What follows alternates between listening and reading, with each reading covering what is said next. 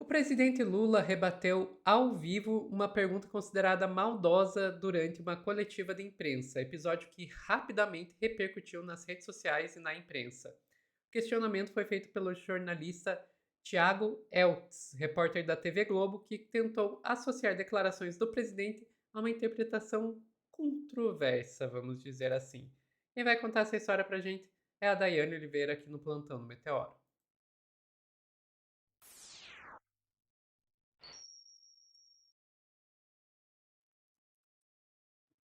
Dai, vamos lá. Então, o jornalista resolveu fazer uma pergunta maldosa pro Lula. Que pergunta foi essa? Sofia, jornalista da Globo fazendo pergunta maldosa não é uma novidade, mas a forma que o Lula respondeu foi maravilhosa. A gente vai assistir um vídeo, particularmente, quando eu vi o vídeo, eu já mandei no nosso grupo, né? Porque para mim foi muito deliciosa a resposta do Lula.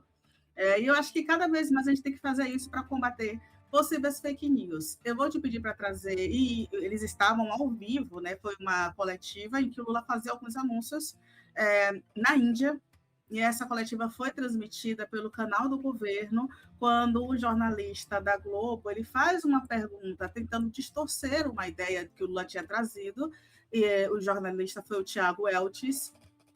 Embora ver o que o Lula responde para ele, por favor.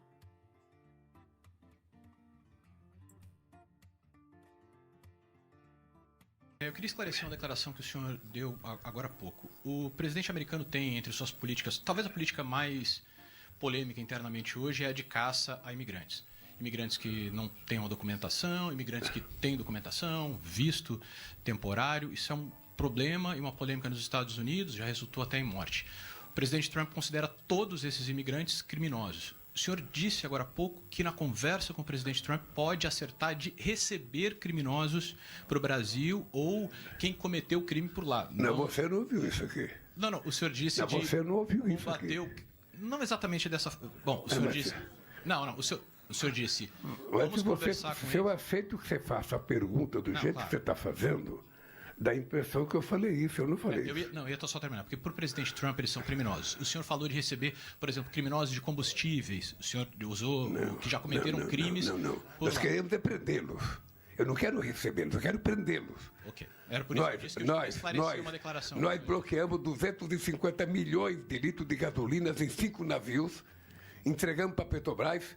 Essa pessoa mora em Miami. Nós mandamos para o presidente Trump a fotografia da casa dele, o nome dele. E nós queremos essa pessoa no Brasil. É para combater o crime organizado, então nos entregue os nossos bandidos. É isso. Não, sim, foi isso que o senhor disse. Então, mas não é a palavra receber, é prender. Prender. Então, era essa a questão que eu queria esclarecer, do jeito que o senhor falou.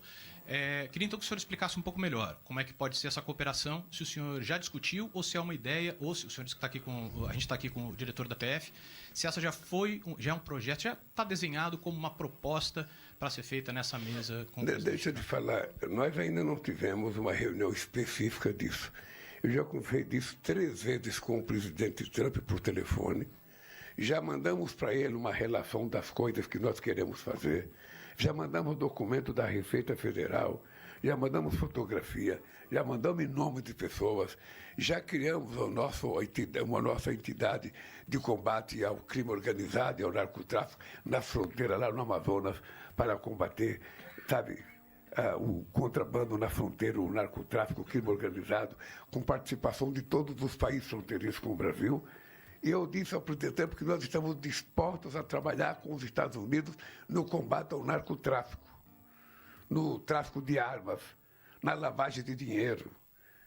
Qualquer coisa que puder colocar os magnatas da corrupção na cadeia, nós estamos dispostos a trabalhar. E esses magnatas não moram na favela, não moram no térreo, eles moram em cobertura, mora nos bairros mais chiques do Brasil e no bairro mais chique dos Estados Unidos. E ele já sabe, inclusive, de alguns nomes que nós já mandamos. Então, nessa conversa com o presidente Trump, eu quero aprofundar. Por isso que eu vou levar minha Polícia Federal, mando o pessoal da CIA, do FBI, que eles quiserem para juntar. Vou levar meu ministro da Justiça, coloco o Departamento de Justiça deles, vou levar meu Ministério Público, que leva o dele, vou levar minha Receita, ele que leva a dele, para a gente colocar um fim nisso. Se é para combater, o Brasil está disposto a combater. Se tem uma coisa que nós precisamos trabalhar junto, é combater o crime organizado, que é uma indústria multinacional altamente sofisticada, com braço no poder judiciário, com braço no futebol, com braço na política, com braço no empresariado, com braço em todos, sabe, lugares da humanidade. Então eu estou muito otimista com essa reunião com o Trump. É extremamente necessária essa fala do Lula. Eu li aqui alguns comentários, o pessoal disse que não foi nem um foi uma lapada muito aqui no Nordeste, né? Foi um motivo rápido. O Elcio, ele tentou, né, trazer ali uma ideia. O Lula teria falado em acolher traficantes, narcotraficantes, criminosos no país. E o Lula disse, epa, não disse isso. E, de fato, quem assistiu o discurso de Lula, quem ouviu o discurso de Lula, não disse isso, e eu concordo plenamente com ele. Se ele admite a pergunta daquela forma, fica o entendimento de que ele, de fato, falou em acolher narcotraficantes ou qualquer tipo de criminoso. Sofia, o pessoal lembrou aqui uma coisa, né? O Elton chega, coçou a cabecinha assim, né? E eu não acho que tenha sido caspa, não. Também acho que foi vergonha. Foi vergonha, porque foi uma resposta que o Lula deu fabulosa. Vou te pedir também, para trazer a matéria da Veja, por favor, porque o Lula está vendo com bons olhos o relacionamento com o Trump. Esse momento não é um momento de tumulto, não é um momento de grandes questões entre os Estados Unidos e o Brasil. A Veja, inclusive, avalia que o Lula e Trump, como a nova tarifa, virou trunfo político para o Planalto. E o presidente fez do limão uma limonada com ganho de imagem e desgaste do bolsonarismo. Foi exatamente isso que aconteceu. A gente tem um Lula que sai fortalecido, a tarifa nos Estados Unidos, que chegou a ser 50% em alguns produtos, ela caiu e atualmente está em 15% para alguns produtos, não só para todos, que tinha sido anunciado primeiro pelos Estados Unidos, né, logo no início. Isso foi uma derrota para os Estados Unidos, para a gestão do Donald Trump, e o governo ele só avalia a melhora. Inclusive, a gente tem uma ótima atuação, e eu preciso elogiar nosso querido picolé de chuchu, né, nosso vice-presidente, Geraldo Alckmin, que conseguiu, junto à União Europeia, conseguiu, junto a países asiáticos, a venda de produtos que não estavam chegando lá, e a gente não teve, por exemplo, grandes baixas, né, nem grandes problemas de exportação com nossos produtos, como carne, frutas, que iam para os Estados Unidos, café. A gente conseguiu continuar com o nosso índice de exportação elevado, com o país crescendo, ainda que muitas barreiras tenham sido impostas. E o que o Lula fez com o Eltis foi justamente colocar o comunicador, né, o jornalista, no lugar, né, e alertar também para que ele está atento a essas artimanhas, a essas perguntas capciosas, que podem ser perguntas que vão trazer grandes problemas. E a gente está em um ano eleitoral. Imagina, Sofia, se o Lula responde do jeito que a pergunta foi feita. Não, realmente, a gente não está pensando em acolher, a gente está pensando em prender no Brasil, etc. e tal. E o Lula aproveita também a fala do Eltis para trazer uma coisa que é importante. Enquanto os bolsonaristas estão falando em operação nas comunidades, estão falando em bombardear o Rio de Janeiro, Lula aponta que o crime organizado ele está em várias pontas, inclusive em bairros de luxo, no Brasil e nos Estados Unidos. Eu acho fabuloso ele trazer isso, Sofia. E você? Não, eu acho muito importante, isso é uma coisa que a gente tem que destacar, né, que o crime organizado ele sempre foi visto como algo das favelas, algo das regiões pobres, e a gente está vendo claramente que são os ricos que são os principais responsáveis, e é a primeira vez que a gente vê isso sendo enfrentado, né? É uma novidade no Brasil isso, a ideia de que os crimes dos ricos também podem ser investigados e eventualmente punidos. Então, dito isso, o governo tem que saber explorar isso muito bem, porque se coloca como o calcanhar de Aquiles da esquerda e do governo, como, não, o problema é que não sabem não tem proposta, não tem projeto para o combate ao crime, não tem proposta de segurança pública. E não é verdade. Não é verdade. Muito pelo contrário. É a primeira vez que os grandes, que as cabeças do crime organizado estão sendo punidos. Eu não digo agora com essa questão do Lula, mas a gente pode olhar a Operação Carbono Oculto, que foi lá na Faria Lima.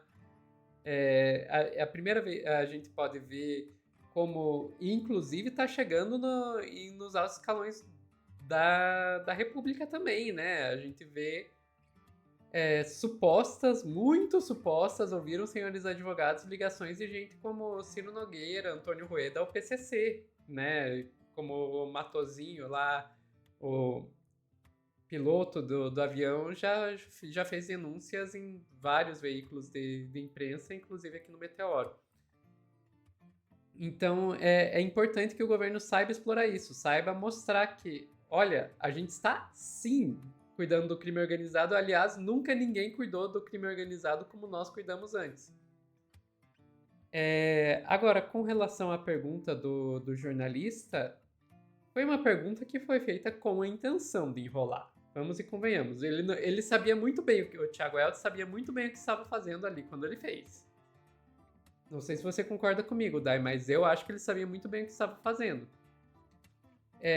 Concordo, foi uma pergunta maldosa, não tem como, né, não acreditar nisso. Agora, isso é uma demonstração de que não existe imparcialidade no jornalismo. É uma coisa que a gente sempre fala aqui. Todo jornalismo tem uma parcialidade, tem um viés, tem um lado. A questão é que alguns admitem isso, outros não.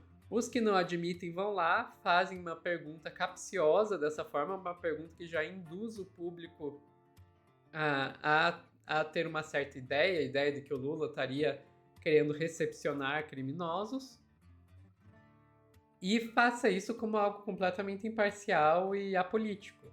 Não existe, não existe. É um excelente exemplo. A própria forma com que você faz a pergunta já traz dentro dela o viés. Você pode fazer a mesma pergunta de 2, 3, 4 formas diferentes, e dependendo da forma que você faz, você já está induzindo o público a olhar a questão de uma forma ou de outra. Como é que você vai dizer que isso pode ser imparcial? Não tem. E esse é só um exemplo. Nem vamos entrar aqui em como se escolhe qual vai ser a pergunta, né? Não apenas a forma, mas também a escolha de qual pergunta vai ser feita, quem você vai entrevistar, qual é o destaque que vai ser dado para cada tema. Tudo isso são decisões. E essas decisões carregam um posicionamento. Não tem como não ter. Eu fico muito feliz que, pelo menos, o Lula soube se defender. E olha, antes que comece a chamar a gente de Peteoro, eu sou uma das pessoas que é mais crítica ao Lula e ao PT aqui nesse canal. Eu não poupo críticas ao Lula quando ele merece. Mas nesse caso, eu vou dizer, ele se saiu muito bem. Ele se saiu muito bem. E eu fico feliz que ele tenha se saído muito bem, porque nessas eleições de 2026 agora, por mais que o Lula não seja o meu candidato dos sonhos, a gente tem que admitir que as outras opções são bem piores. Enfim, mais alguma coisa, Dai?